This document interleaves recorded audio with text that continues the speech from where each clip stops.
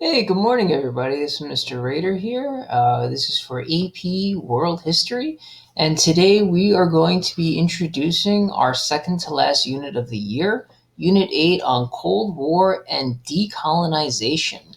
So, the page that you see in front of you is taken from the College Board, and their description says as you continue exploring the period 1900 to the present, you will learn about colonies, pursuits of independence, and the global power struggle between capitalism and communism, two of the hallmark features of the Cold War, the rise of the non alignment movement, and the struggles between colonial powers and colonized countries.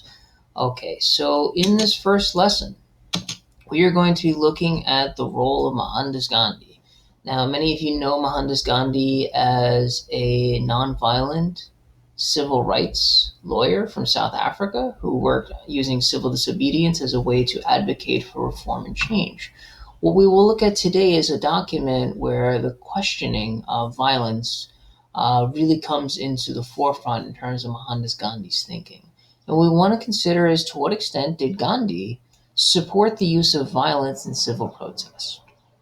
So in the document that I posted for you, it's not a homework reading per se. It's additional recommended readings that gets into the kind of the mindsets of some of the major players and philosophers in the Indian independence movements. They'll be considered recommended if you choose to do so, and you show me evidence that you did it.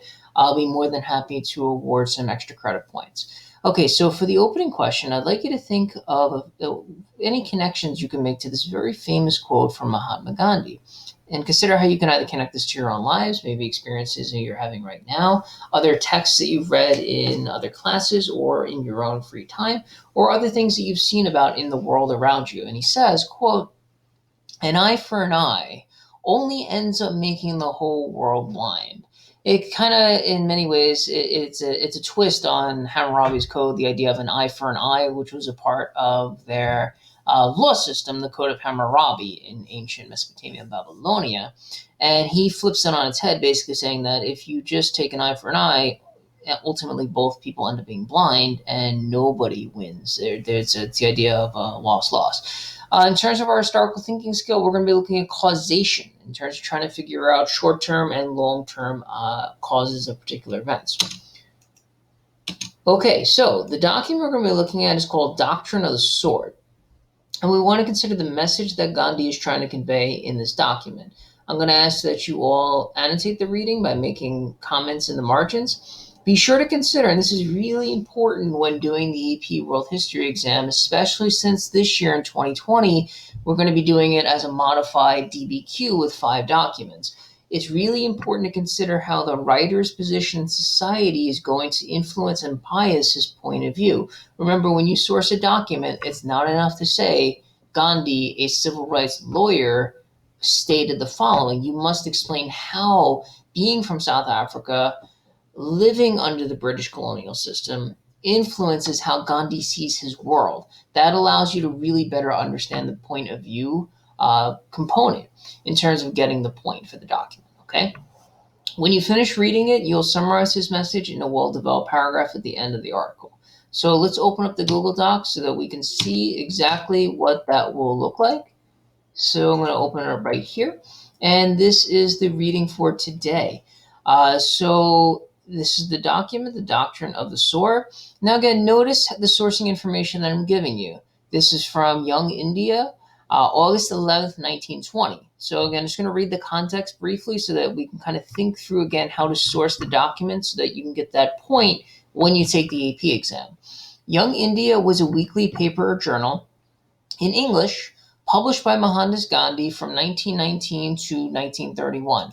So right away, a couple of things stands out to me as a historian. This is a journal, it's a primary source, but it's being published in English. So a couple of things to keep in mind.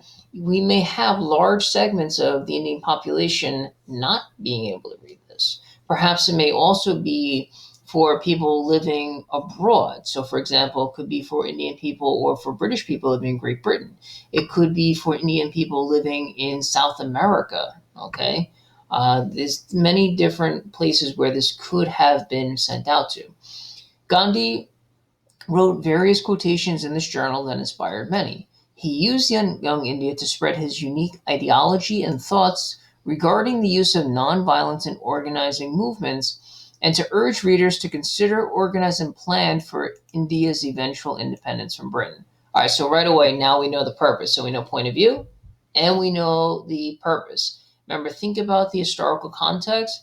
If you don't know that much about the Amritsar massacre that occurred in the years following the First World War, look it up. It gives you really good outside information that you could then bring to this particular document. It speaks to Gandhi's experience and what he saw. So, in the document itself, he's going to discuss what was happening in South Africa. Again, consider that he's lived in South Africa for a long time. So, the document is essentially a page and a half, starts here, it finishes here. Okay. At the end of the reading, I'm going to put here for you the reflection so that you can then write your reflection.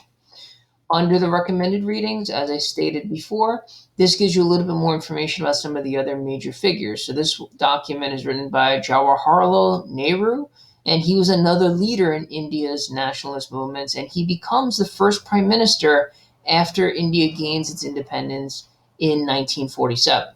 Okay. The second document here is speaking to the role ideologies of Marxism, capitalism, and India's future. It's written in 1941. Okay, so this is before India received its independence. And you can see that the writer is expressing his admiration for the Soviet economic model, which could serve as a model for a independent India. All right, so that will do it for today's lesson on Gandhi and thinking about the origins of the decolonization movement in India. I hope everybody has a nice day, and I'll see you next time.